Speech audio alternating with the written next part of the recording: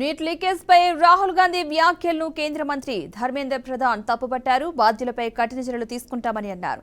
అసలు నీట్ వచ్చింది యూపీఏ హయాంలోనని గుర్తు చేశారు.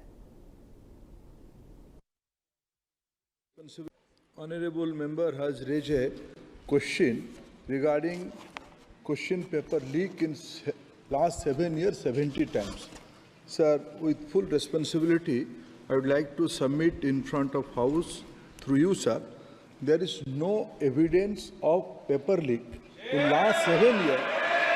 Any numbers. So there are incidents.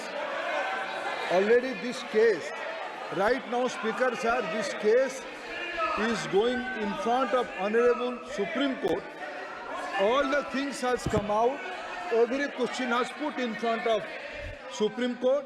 Honorable CJI is personally presiding over that bench, and with full responsibility I can say, in last, after NTA, more than 240 examination has been conducted, more than 5 crore students has been applied, and more than 4.5 crore students successfully participated in the examination. These are